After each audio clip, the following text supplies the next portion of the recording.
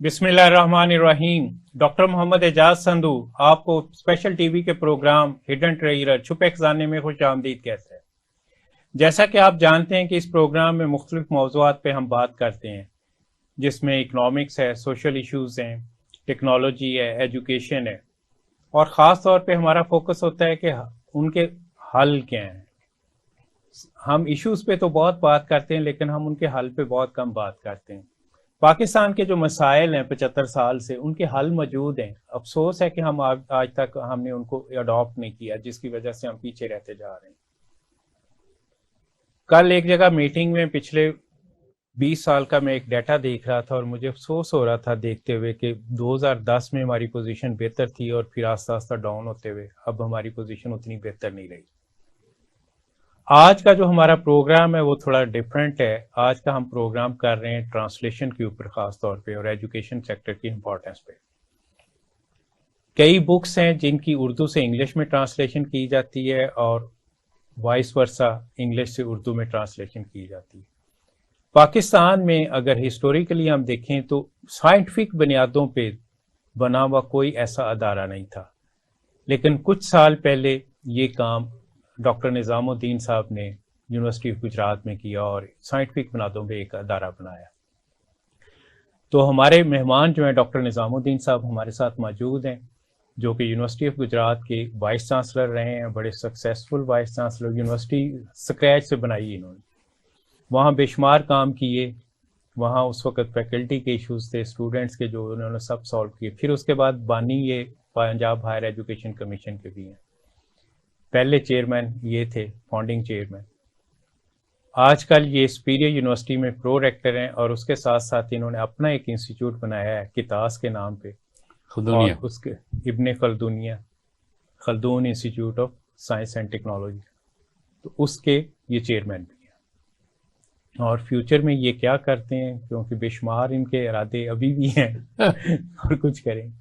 उसके साथ साथ हमारे दूसरे मेहमान हैं प्रोफेसर सुल्तान महमूद नियाजी साहब, जिनकी सर्विस का आगाज बलूचिस्तान में और लाइफ का बहुत बड़ा हिस्सा इन्होंने बलूचिस्तान में गुजारा है, और लेक्चरार से लेकर प्रोफेसर तक, देन डायरेक्टर भी रहे, फिर उस पब्लिकेशन के भी पॉइंट ऑफ व्यू से वहाँ बहुत काम किया। इन्होंने ट्रांसलेशन का काम उर्दू से इंग्लिश और इंग्लिश से उर्दू दोनों किए। तो हम ये देखेंगे कि जो डॉक्टर निज़ाम साहब ने अदारा बनाया था उसका क्या रोल रहा, और उन पैरामीटर्स को जो इन्होंने वहाँ डिफाइन किए थे सुल्तान महमूद नियाजी साहब ने कैसे इम्प्लीमेंट किया। तो हम प्रोग्राम का बाकायदा आगाज़ करते हैं। जी डॉक्टर साहब, डॉक्टर आपसे हम करते हैं क्योंकि आपने सेंटर बनाया था। आपको ये आइडिया पहले कैसे आया? मुझे इस ट्रांसलेशन स्टडी सेंटर का आइडिया इस तरह से आया था कि जब मैंने देखा कि हमारे जो फैकल्टी की पब्लिकेशंस हैं उसमें रीसेंट रिसर्च पब्लिकेशंस आर्टिकल नहीं आते। जी जी।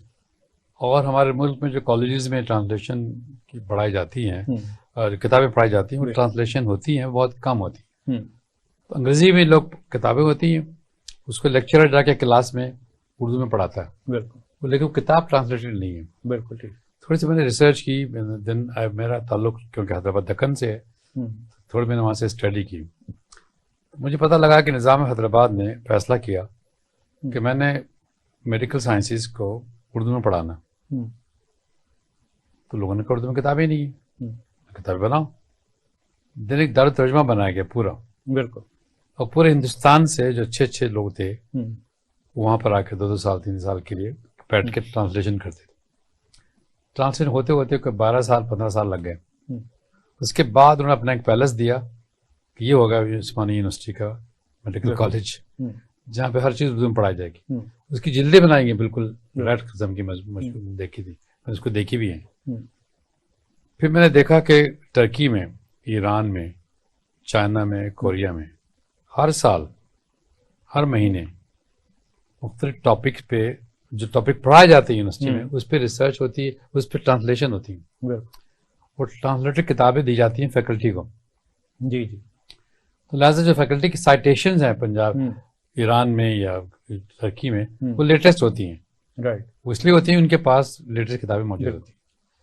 फिर मैंने एक कमेटी बुलाई میرے زمانے میں میرے ایک مرحوم پروفیسر وہ ہمارے تھے، ایمبیسڈر صاحب تھے، توحید صاحب. ان کو بڑا شوق تھا، ایمبیسڈر بھی تھے پاکستان کے، لیکن ان کی شوق تھا اس کا، ان کا جس کا نام رکھیں میرا جی ٹرانسلیشن سینٹر. رائٹ. میرا جی بہت بڑے ٹرانسلیٹر تھے ہمارے ملک کے، ہمارے معاشرے.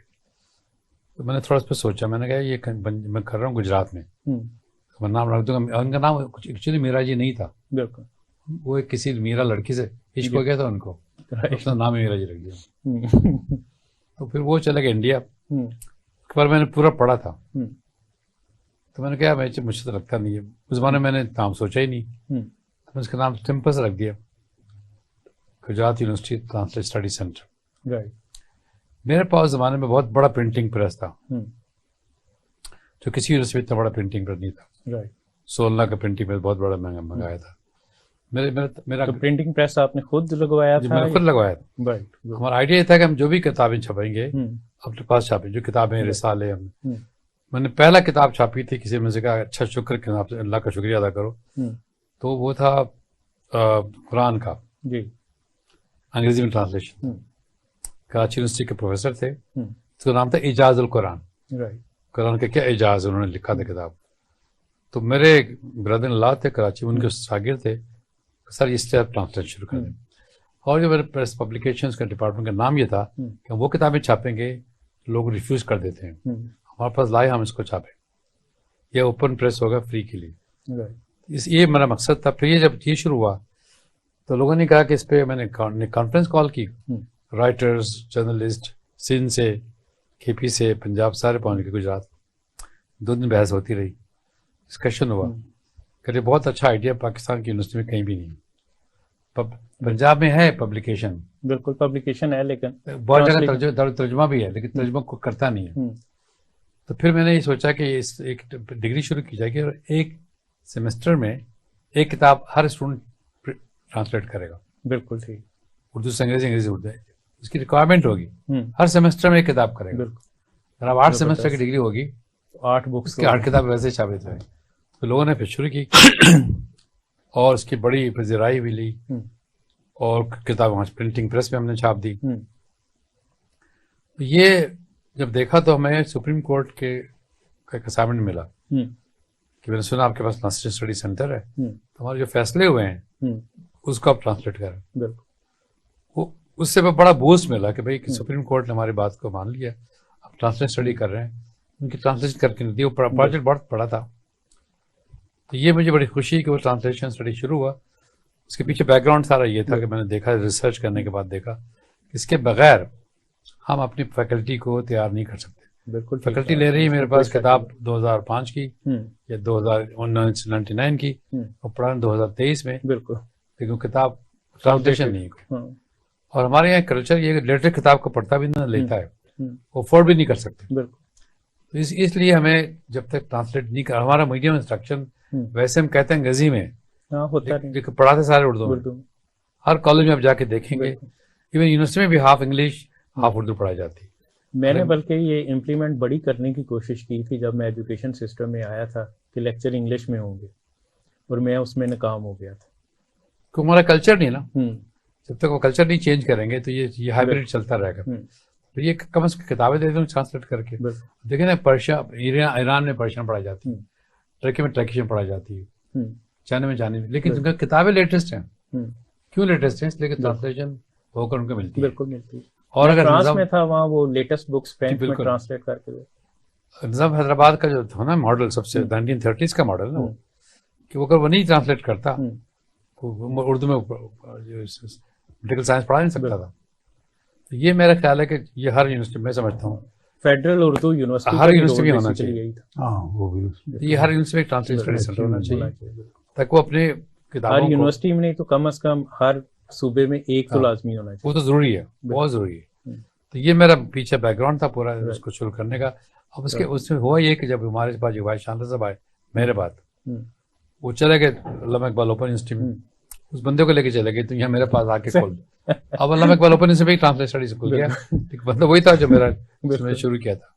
اسے پی ایچ ڈی کرنے کے بعد وہیں شروع کیا تھا. اس کو لے کر دوسرا بندہ وہاں پہ بیٹھا ہوا ہے. لیکن یہ ہوتا ہے ایسے. لیکن خوشی اس بات کی ہے کہ وہ گجرات سے نکل کر علامہ اقبال اوپن یونیورسٹی میں آ گئی. بہت یہ اچھا ہے. میں سمجھتا ہوں کہ بہت ضروری ہے. ہماری یونیورسٹی ہمارے جامعات اس کو ہونا چاہیے, سیریسلی لینا چاہیے اور اس پہ کام ہونا چاہیے. اب ہم سلطان محمود صاحب کی طرف آتے ہیں. سلطان صاحب آپ نے گورنمنٹ کالج یونیورسٹی تو اب ہے, اس وقت گورنمنٹ کالج لاہور تھا جب آپ نے وہاں سے گریجویشن کی اور پھر ماسٹر کیا انگلش میں, اور پھر آپ بلوچستان چلے گئے. یہ اس کی کیا, اور ساری عمر آپ نے بلوچستان میں گزاری؟ ہاں, اس کے ایک تو وجہ یہ تھی کہ اس وقت 1 یونٹ کا دور تھا, تو جو پبلک سروس کمیشن کی طرف سے جو سلیکشن ہوتی تھی اس کو کہیں بھی بھیج دیا جاتا تھا.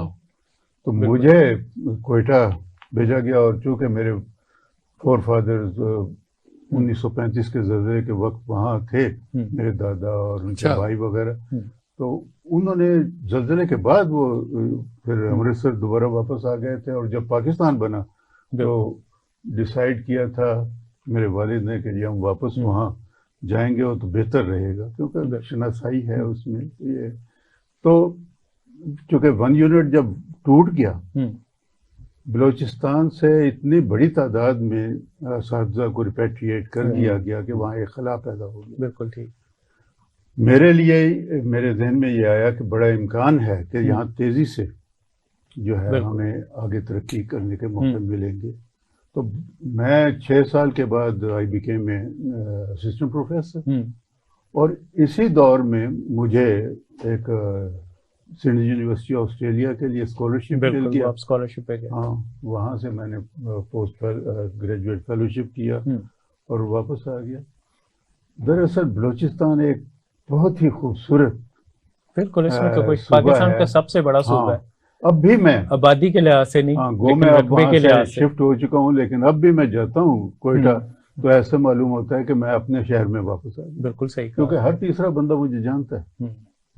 اور اس کو دبئی بنانا بہت آسان ہے, صرف اس پہ کام کرنے کی ضرورت ہے. ہاں, کچھ اگر وہاں کے جو پرابلمز ہیں, مثلا واٹر اسکیرسٹی, بالکل سب سے بڑا مسئلہ وہاں پرابلم سارے وہی ہیں جو دبئی میں تھے, لیکن آلموسٹ وہاں زیادہ ہیں کیونکہ بے تحاشا وہاں آبادی بڑی کوئٹہ کی, اور آبادی اس میں مہاجرین بھی سارے آ کے اب تو بے قابو ہو گیا. گورنمنٹ کے لیے صرف ان کو پینے کا پانی سپلائی کرنا بہت بالکل. تو اللہ کا شکر ہے کہ میں نے گورنمنٹ سائڈ سے 2000 تک میں نے وہاں سروس کی ہے. اس دوران میں managing director Balochistan education foundation ہو گیا پہلے, اس کے پہلے میں جوائنٹ ڈائریکٹر کالج 89 میں ہو گیا تھا. پھر میں چیئرمین ٹیکسو بورڈ بھی بنا رہا. تو وہ جو میری ایکسپیکٹیشنز تھی ان کے مطابق جو ہے ملتا ہے. تو یہ ٹرانسلیشن کی طرف آپ کو کیسے رجحان ہوا؟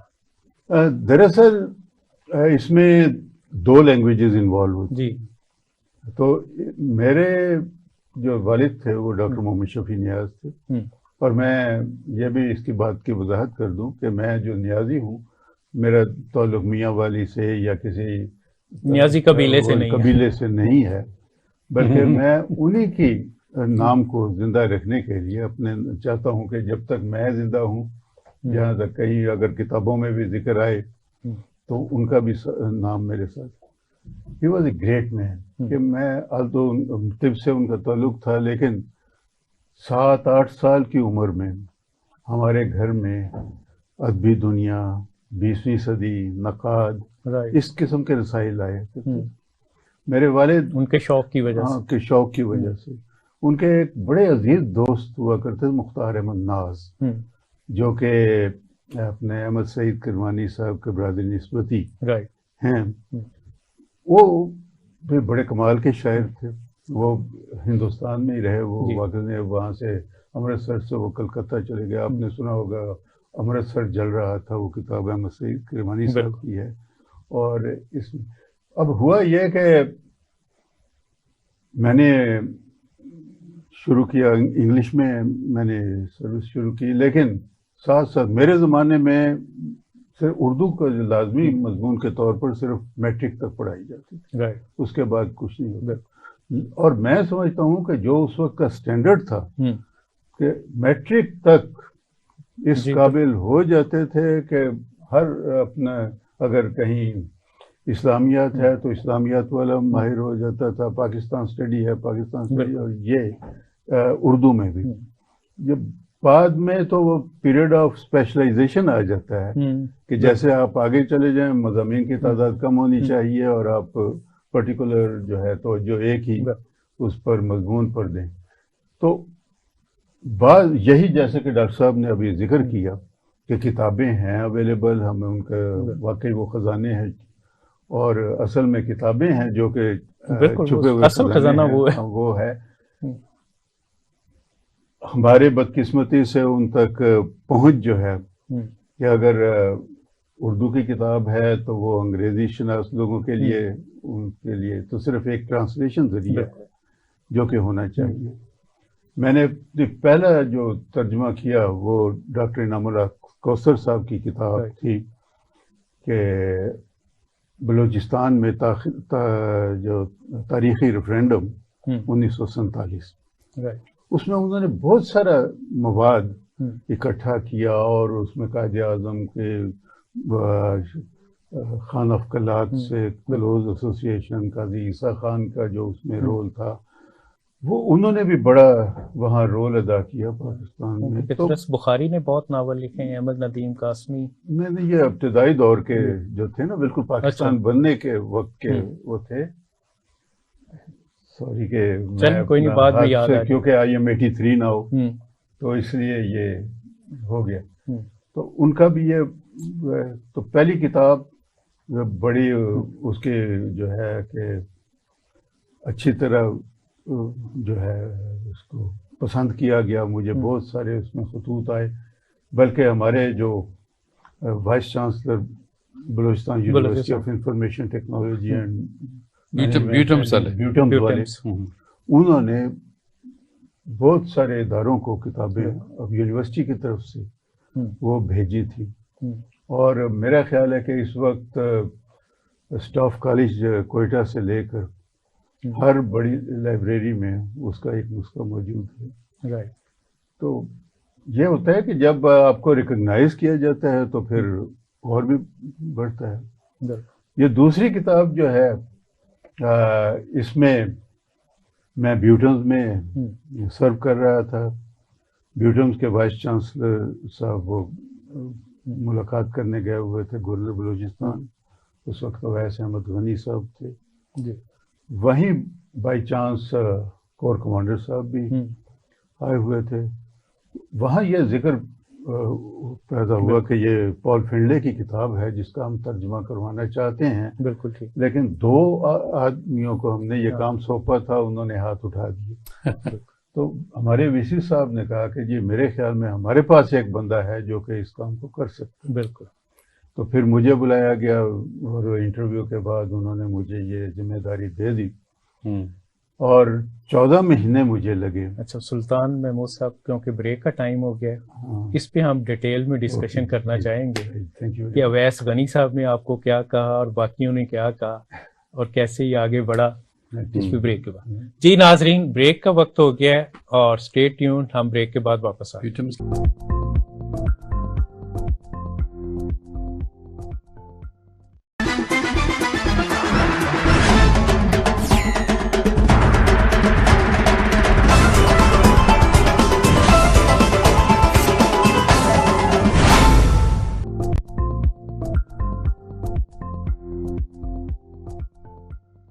Welcome back. جی ناظرین، جس بک کا ذکر ہو رہا تھا وہ میں پہلے آپ کو دکھا دوں. یہ انگلش میں تھی، دے ڈیئر ٹو اسپیک آؤٹ، اور اس کو انہوں نے انگلش سے اردو میں ٹرانسلیٹ کیا. اس بک کے بارے میں ہم ڈیٹیل میں بات کریں گے کیونکہ یہ بڑی انٹرسٹنگ بک ہے، بول کے ساتھ زندہ ہے اب تک. اس میں فلسطین کے اوپر کافی کچھ ہے، فلسطین کے کیا حالات تھے. تو جی یہ ٹرانسلیشن کا اویس احمد غنی صاحب نے اور کور کمانڈر بلوچستان ناصر جنجوعہ صاحب نے آپ کے ذمہ لگایا تھا. کرنل عارف محمود جو کہ جی بالکل ہاکی والے، بالکل وہ بھی ان کا نام ہاکی میں زیادہ مشہور ہے، عارف محمود. تو یہ واقعی ایک مشکل کتاب تھی کیونکہ پال فینڈلے کانگریس مین تھے اور ڈپلومیٹک لینگویج جو ہوتی ہے یہ بڑا اس کو اردو کا رنگ دینا بڑا مشکل ایک مرحلہ تھا، لیکن میں ڈٹا رہا. اور اب صرف بدقسمتی یہ ہوئی کہ بائی دا ٹائم میں نے وہ کتاب کا ترجمہ ختم کیا، اب ایسا غنی صاحب جو تھے وہاں سے وہ چلے گئے کیونکہ ان پر وہ جو نواب بگٹی کے قتل کے ان کو ملوث کر لیا گیا تھا، اور اس کے بعد وہ تقریباً جو ہے بہت ہی لو پروفائل میں ان کا آ گیا. اب میری محنت جو تھی یہ کہ ہوئی، یہ مجھے کھل رہا تھا کہ کسی طرح بہت مشکل حالات ہیں کہ جس کے پاس بھی جاتا تھا وہ اپنے مختلف یہی کہ پیپتو جی کہ یہودیوں سے کون اپنا خار لے، اور یہ اس قسم کے، اور کسی کے کوئی نہ کوئی امریکہ میں آباد ہیں جا کے یہاں یو ایم ٹی والوں نے حامی بھری اور انہوں نے یہ کیا، لیکن وہ جو ان کے پہلے وائس چانسلر صاحب تھے وہ ان کا ایک انتقال ہو گیا حادثاتی طور پر، اور بعد میں ان کے بھائی آئے یہاں، تو ان سے انہوں نے جب اس کے اپروول کے لیے کہا تو انہوں نے انکار کر دیا. وہ کیونکہ امریکہ سے آئے تھے، یہ ان کو ڈاکٹر حسن سے مراد مشکل ہوگا، کیونکہ آپ دیکھتے ہیں کہ یہ پبلشنگ ہاؤس سے سارے، پال فینڈلے نے اپنی کتاب میں ذکر کیا کہ ان کو کیا مشکلات پیش آئیں اپنی کتاب کو چھپوانے میں، اور اس میں باقاعدہ انہوں نے ایک پبلشنگ ہاؤس جس کو انہوں نے کنٹیکٹ کیا اس کا ذکر کیا ہوا ہے، اور آخر میں ایک نے وہ ہمت کی. اب دیکھتے ہیں کہ پبلشنگ ہاؤس میں CNN ہے، اس میں اکثر ان کے کارندے جتنے ہیں وہ بھی جوز ہی ہیں. میں جوز کے خلاف نہیں ان میں، لیکن اصل میں جو صہیونیت ہے اس کے خلاف وہ ہے جو کہ نقصان میں، ورنہ جیوز والی جو آپ نے بات کی نا، میں جب فرانس میں تھا تو میری جو فرینچ ٹیچر تھی جو ہمیں فرینچ پڑھاتی تھی وہ جیوز تھی بیسیکلی. میرے ساتھ شام کا ایک، ہماری ملٹی نیشنل کلاس تھی تو شام کا ایک اسٹوڈنٹ بھی تھا، تو وہ اکثر فلسطین پہ جذباتی ہو جاتا تھا. تو اس نے کہا، اور اس نے بڑی اچھی ٹیچر ہے میرے حساب سے، بڑی خوبصورت اس نے بات کی تھی. اس نے کہا کہ جی اس زمین کو جو کہ ایک صحرا تھا تقریباً، اس کو جنت میں تبدیل کر دیا. ہاں لیکن تو اس پوائنٹ آف ویو سے تو وہ بات صحیح ہے کہ انہوں نے ڈیولپمنٹ بہت کی. نہیں، اس سلسلے میں آپ کو ایک اپنا پرسنل جو ہے تجربہ بتلاتا ہوں کہ میں 90 میں ہم نے ایک وہ بنایا ہوا تھا پروگرام کہ جی یورپ سے، اس میں ہم پہلے جرمنی گئے، جرمنی سے اسپین گئے، اسپین سے واپس فرانس آئے. اب فرانس سے میں نے وہ فیری میں اپنے بکنگ کروائی ہوئی تھی کہ جی مجھے جانا ہے لندن. اب جس دن وہ میں پہنچا وہاں میں گیا، جو ان کا سینٹرل ریلوے اسٹیشن ہے سان لازار اس کو کہتے ہیں کہ وہ سین لوکت، ہاں، تو وہاں انہوں نے جناب کہا کہ وہ رات کو اس میں آیا، وہ برٹش چینل میں طوفان آیا تو لہٰذا یہ فیری کینسل ہو گئی. میں چاہتا تھا کہ مجھے کم از کم اگلے دن کا تو مل جائے. میں انٹرنیشنل کاؤنٹر پر گیا، وہاں میں نے ان کو اپنی بات کی، وہ لیڈی کو پتہ نہیں، وہ بہت ہی زیادہ وہ فرینچ میں مجھے جواب مل گیا. اتنے دیر میں ایک میرے تھپکی ہوئی اور ایک شخص نے کہا کہ لیٹ می ہینڈل اٹ. اب وہ آیا اور اس نے کہا اور یہ کام ہو گیا. اس نے فرینچ میں ان سے بات کی، میں وہ پتہ نہیں وہ انگلش میں بات کرنا اپنے لیے گناہ سمجھ رہی تھی یا کیا. نہیں وہاں ایک جو چیز، اس کے بعد اس نے مجھ سے پوچھا کہ بھیا آپ تو یہ کہاں وہ رکے گے کہاں؟ میں نے کہا میں کوئی ہوٹل وغیرہ تلاش کروں تو that would be very costly. وہ مجھے لے گیا وہاں وہ یوتھ ہاسٹل میں، اس سے انہوں نے کارڈ میرا بنوایا، وہ واپس آیا، پھر اسی کی بنیاد پر مجھے آدھے وہ کرائے پر وہ اکوموڈیٹ کروا دیا اور سارا کچھ ہے. جاتے جاتے میں نے اس سے پوچھا کہ یہ آپ نے تو انٹروڈکشن تو مجھے کروائیں. تو وہ امریکن ڈاکٹر تھا وہاں، وہ سرجن تھا، وہ اسپیشلائزیشن کر رہا تھا. اور میں نے کہا کہ جی آپ کا تو اتنا قیمتی ٹائم تھا کہ آپ نے یہ مجھے کیوں دیا؟ کہتا ہے جی میں اس مرحلے سے گزرا ہوں. اور ساتھ ہی اس نے بڑی کلیئرلی کہا کہ میں یہودی ہوں.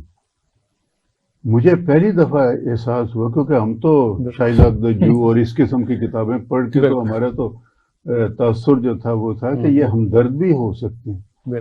صرف یہ ایک پرٹیکولر جو لائن ہے جو کہ عربوں کے ساتھ یا جو سلوک ہو رہا ہے اس میں. سلطان صاحب واپس آپ کی طرف ہم آئیں گے. اب ہم ڈاکٹر صاحب کی طرف جاتے ہیں. ڈاکٹر صاحب ایجوکیشن سیکٹر میں آپ نے بہت کام کیا ہے. ایجوکیشن سیکٹر سے پہلے آپ کا انٹرنیشنل بھی کافی ایکسپیرینس ہے. ڈیموگرافی کے آپ ایکسپرٹ ہیں. تو ڈیموگرافک ایکسپرٹ ہوتے ہوئے یہ ٹرانسلیشن کی طرف آنا یہ کچھ عجیب سا نہیں لگتا؟ نہیں، ڈیموگرافک ایکسپرٹ تو میں تھا جب یونائٹڈ نیشنز میں کام کرتا تھا، کیوں میرا فیلڈ تھا، ڈپارٹمنٹ تھا. میری ڈگری بھی ڈیموگرافی میں تھی. لیکن مجھے شوق پڑھانے کا تھا. جی.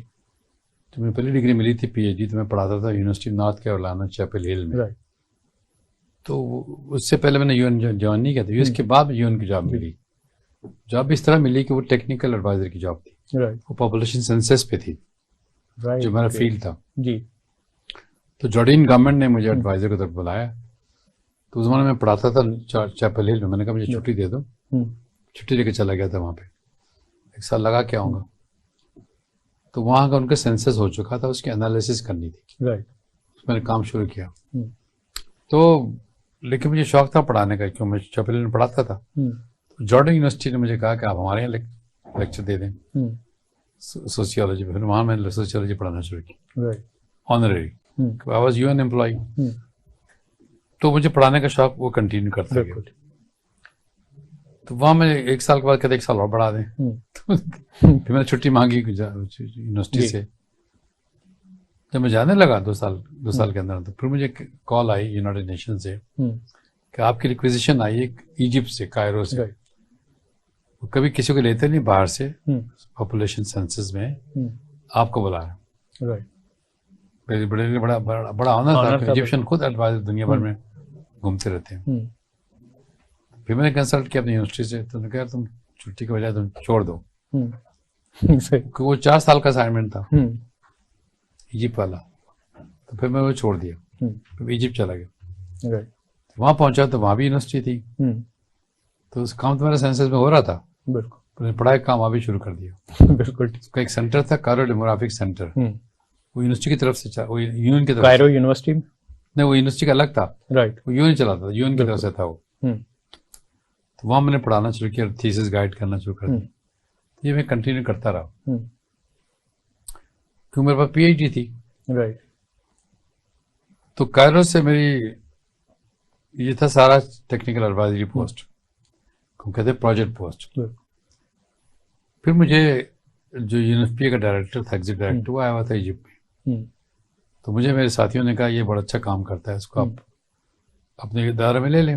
رائٹ. تو انہوں نے کہا ہاں کی تو ایک آلریڈی پاکستانی میرے پاس ہے ڈپٹی میری، تو ان سے بات کریں. بالکل. اب اس طرح بات ہی میں یونائٹڈ نیشن ڈائریکٹ سروس میں چلا گیا. پہلی پوسٹ میری ہو گئی ایتھیوپیا میں 4 سال کے لیے. بالکل. اس طرح میں چلتا رہا. پھر میں آ گیا نیو یارک. تو وہاں مجھے پھر مختلف کانفرنس سیمینار میں کولمبیا یونیورسٹی کے ڈین سے واسطہ پڑا. تو اس نے کہا تمہارے پاس آ جاؤ پڑھانے کے لیے. میری ریٹائرمنٹ ہونے والی تھی. میں ریٹائرمنٹ لے کے ہمارے پاس آ جاؤ. ان کے پاس چلا گیا پڑھانے کے لیے. میرا گھر بھی تھا سے قریبی تھا ان کے کولمبیا یونیورسٹی کے پاس نیو یارک شہر میں. سلسلہ چلتا رہا. تو مجھے ایک کال آئی پنجاب یونیورسٹی سے، جب میں پہلے سے منسلک تھا، جب میں لاہور میں تھا. جی 2002 میں. تو انہوں نے مجھے کہا کہ بھائی آپ پی ایچ ڈی پروگرام شروع کرنا چاہتے ہیں، ہمارے پاس آ گئے، میرا مدد کریں. اس زمانے ایک ایچ ای سی نے ایک نیا پروگرام شروع کیا تھا، ایکسپیٹریٹ پاکستان. وہ کہتے ہیں ایکسپیکٹ بلانے کے لیے فورن فیکلٹی پروفیسر بلا. اس کے تحت میں آ گیا. پھر میں نے چھٹی لی کولمبیا یونیورسٹی سے. پہلے 1 سال کے لیے میں نے کہا سمر میں آ کر کورس پڑھاؤں گا. 2 سال یہاں 2 سیمسٹر. تو سمر وہاں جا کر پڑھاتا تھا 1 سیمسٹر، 2 سیمسٹر پنجاب یونیورسٹی میں.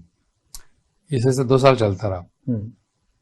پھر پتہ لگا کس طرح سے چودھری فضل علی صاحب کو وہ یونیورسٹی کھولے تھے گجرات میں. بالکل. وہ چل نہیں رہی تھی. ڈاکٹر امتیاز سے پہلے اس کے کہتے آپ میں چاہتا ہوں وہاں جائیں، اس کو ہماری یونیورسٹی کو بنائیں، یہ میری یونیورسٹی ہے، چاہتا ہوں ورلڈ کلاس یونیورسٹی بنائیں. مجھے بڑا عجیب سے لگا کہ مجھے نان پنجابی کو یہ کہہ رہے ہیں کہ جا کے وہاں پہ یونیورسٹی کھولو. میں ایگری کر گیا. میں کب جائیں گے؟ میں نے کہا جب آپ بھیجیں گے کل چلے جائیں. خیر وہ گورنر صاحب کے پاس کیس گیا، پھر انہوں نے مجھے اپوائنٹ کیا. اب میری مشکل ہو گئی کہ میں چلا گیا پھر واپس کولمبیا یونیورسٹی سمر پروگرام میں. جو کہتے ہیں آپ کے لیے ہم نے ایک دفتر رکھا ہوا ہے پورا، اس کی میں نے کرایہ اتنا جاتا ہے، آپ کی لائبریری ہے، اب ایک ہی سیمسٹر پڑھانا ہے تو پھر تو آپ کچھ اور کرتے ہیں، ہم آپ کا دفتر لے لیتے ہیں. پہلا کام تو یہ کہ میں پھر دفتر لے لی، واپس آ گئے. پھر اس کے بعد میں نے سوچا اچھی بات نہیں ہے، پھر لکھ کے بھیج دے کہ میں ریزائن کر دیتا ہوں. تو گجرات میں 8 سال لگ گئے. 3 سال تو لگ گئے پرویز الہی کے زمانے میں، پھر 5 سال لگے شہباز شریف کے زمانے میں. انہوں نے دوبارہ مجھے اپوائنٹ کر دیا، حالانکہ لیگلی کر نہیں سکتے تھے، مطلب میری ایج وہ زیادہ ہو گئی تھی، کر دیا. پھر بھی مجھے 8 سال لگ گئے. مجھے خوشی اس بات کی وہ یونیورسٹی بڑی اچھی سے بن گئی. وہیں پہ میں نے ٹرانسلیشن اسٹڈی سینٹر شروع کیا تھا. میں نے پہلے دن سے لے کر آخر تک آپ کا سارا وہاں دیکھا تھا کہ کس طرح آپ نے محنت کی. بڑی اچھی یونیورسٹی بن گئی. اسی بیس مجھے لے کر لاہور میں کہ آپ فاؤنڈنگ چیئرمین بنا دیں آپ کو پنجاب ہائر کمیشن کے. تو وہ شہباز شریف نے بنایا تھا نا. بالکل. یہ ساری باتیں رہی. تو اس کے بعد میں دیکھا کہ ایجوکیشن میں بہت سی خامیاں ہیں. جی اکثر کہتا ہوں کہ ہمارا ایجوکیشن سسٹم بہت ہی ڈیفیکٹو ہے. سب سے بڑا ابھی پنجاب یونیورسٹی سے آ رہا بات کر کے، گریجویشن تھی وہاں پہ، یہ بتایا تھا کہ جو ڈگری آپ لے کے جا رہے ہیں وہ ڈگری آپ کے لیے کافی نہیں ہے. آج کے زمانے میں ڈگری کی پرواہ کوئی نہیں کرتے. آپ کو پوچھا کہ آپ کیا سمجھتے ہیں، کیا جانتے ہیں، بالکل، اور کس طرح آپ کو ایکسپلین کرتے ہیں. تو آپ کے پاس آج گھر جائیں، انجوائے کریں ڈگری کا، لیکن نیکسٹ ویک سے آپ شروع کر دیں آپ کیا کرنا چاہتے ہیں. بالکل. جو کرنا چاہتے ہیں اس کے بارے میں پہلے پڑھیں، اور پھر کورسز لے لیں، شارٹ کورسز آن لائن لے لیں یا ایسے لے لیں. اس کے بغیر آپ پریکٹیکل زندگی میں نہیں آ سکتے. تو زیادہ پریکٹیکل مارکیٹ اورینٹیڈ سبجیکٹ نہیں پڑھا جاتے ہمارے. سارا سلیبس کریکل ہمارا آؤٹ ڈیٹڈ ہے. بالکل بالکل ریلیونٹ ہے to industry, to society, to international world. بالکل ریلیونٹ ہے پورا. بالکل صحیح آپ نے کہا. میں ایون کمپیوٹر سائنس کا دیکھتا ہوں تو وہ بھی سارا ریلیونٹ ہے. جب تک آپ اس کو، وہ بالکل روڈیمنٹری ہے. جب تک آج کے زمانے میں اسپیشلائزیشن ہو رہی ہے. اگر آپ کمپیوٹر سائنس پڑھائیں لیکن آرٹیفیشل انٹیلیجنس نہ پڑھائیں، بالکل، سائبر سیکورٹی نہ پڑھائیں، بالکل، ڈیٹا سائنس نہ پڑھائیں، تو وہ بیکار ہے. لہٰذا لوگوں نے پھر شروع کر دیا. ہمارے یونیورسٹی پیریڈ میں ڈگری الگ کر دی. ڈیٹا سائنس کی ڈگری الگ ہے، سائبر سیکورٹی ڈگری الگ ہے، اور اے آئی کی ڈگری الگ ہے. ڈیٹا سائنس، آئی او ٹی. جی آپ لوگ جانتے ہیں. تو میں نے کہا یہ ڈگری ہماری جو ہے نا یہ کالج لائسنس ہے. تو پھر میں نے اپنا ادارہ شروع کیا. تو میرے بیٹے نے مجھ سے آرگیومنٹ کیا آپ کیوں کرنا چاہتے ہیں.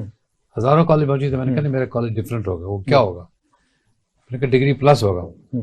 ڈگری اس لیے ہوگا کہ لوگ ڈگری چاہتے ہیں. بالکل. پلس یہ ہوگا اس کو زبان سکھاؤں گا، کمیونیکیشن اسکل سکھاؤں گا، ایک انٹرنیشنل زبان سکھاؤں گا، پریزنٹیشن اسکل ہوگی، اور ان سرٹیفکیشن کرائے جائیں گے جو مارکیٹ میں ڈیمانڈ ہے. بالکل. وہ ڈگری سے ریلیٹڈ، اس لیے ان کو مارکیٹیبل بنائیں گے. بالکل. یہ میرا بلیف ہے کہ آر ایجوکیشن کو جو ڈیفیکٹس ان کو سلیبس کریکولم کو ٹھیک کرنا ہے، اپڈیٹ کرنا ہے. بہت آؤٹ ڈیٹڈ ہے سارا. اور ٹیچنگ میتھڈالوجی بڑی گڑبڑ ہے. بالکل. اس کو بہت ٹھیک کرنا ہے، اس کو بلنڈر کرنا ہے، بلنڈر بنانی ہے. تو کافی چیزیں جو ہم نے امپروو کرنے کے لیے، میرا پروپوزل یہ ہے کہ بہت جلد گورنمنٹ کو ایک نیا کمیشن بنانا پڑے گا. پہلے بھی یہ چیز بننے سے پہلے کمیشن بنا تھا، جسے ریکمینڈ کی تھی کمیشن بنایا جائے چیز سی. اب دیکھنا کہ چیز نے کیا کیا سیکھا، کیا ہم نے کیا نہیں سیکھا، اور کیا مسائل. تو لہٰذا نیا جب تک بنے گا نہیں ہمیں نہیں پتہ لگے گا ہم کیا کرنا. رائٹ. ڈاکٹر صاحب آپ کا بہت بہت شکریہ، کیونکہ ٹائم ہمارا شارٹ ہوتا ہے، تو اس وجہ سے ہم ایک پروگرام دوبارہ اس کے اوپر جو ہے نا کریں گے، کیونکہ میں نے یہی ڈیسائیڈ کیا ہوا ہے کہ کچھ پروگرامز کی ہم سیریز چلائیں گے، 2-3 پروگرام اس کے اوپر کریں گے. تو آپ لوگوں کو دوبارہ ایک دفعہ تکلیف ہم دیں گے کچھ عرصے کے بعد. بات ہمیں تو بڑی خوشی ہوئی کہ آپ کے پروگرام میں یاد کیا اور بڑا اچھا پروگرام موقع ملا ہمیں بھی کہ اپنے بالکل آپ کو انٹروڈیوس بھی کروا سکیں. اور کیونکہ چھپے خزانے آپ نے ہم خزانے تو نہیں ہیں. کیوں نہیں ہے؟ بلوچستان سے خزانے آ گئے نا. وہ جو ہے کہ آپ نے کس زمانے میں. مجھے اتنا یاد ہے کہ میرے ایک ہی چچا تھے, پھوپھی میری کوئی نہیں تھی, اور 62 میں آئی تھنک انہوں نے میٹرک کیا تھا. میں نے اس سے 6 سال پہلے کیا تھا. ٹھیک, اور صرف میٹرک تھے, اس کے بعد کیونکہ وہ مینٹلی اپسیٹ ہو گئے تھے, لیکن اتنی زبردست وہ انگلش بولتے تھے جسٹ میٹرک پاس. اور وہ بعض کا مطلب ہم اسکول میں پڑھتے تھے تو ہمارے ٹیچر کو آ کے پڑھانا شروع کرتے. وہ ہمارے بزرگوں کا بھی یہ جو ٹرانسلیشن کی بات ہو رہی ہے, میرے نانا یہ بڑا زبردست بورڈ, وہ اردو کی اخبار لے کے اس کو انگلش میں پڑھنا شروع ہو جاتا. تو ٹرانسلیشن کا تو ایک جو ہے نا امپورٹنس بہت ہی آئندہ کے پروگرام جو ہیں ان کے بارے میں پھر کیونکہ اس وقت وہ جو ہے ایک کیتھی گنان کی کتاب, بالکل, IJK, I for infidel, J for جہاد, K فار کلاشنکوف, اس کا میں نے ترجمہ جو کیا اور اس کو ٹائٹل دیا فیق. بالکل, نیکسٹ پروگرام اس پہ کرنا چاہیے, چل رہا ہے. تو وہ اسی میں تاکہ وہ جس طرح 3 حروف بلوچستان پہ ابھی ہمارا کافی بات ہے کرنے والی, وہ بھی ساتھ کریں گے 47 والے پوائنٹ آف ویو سے.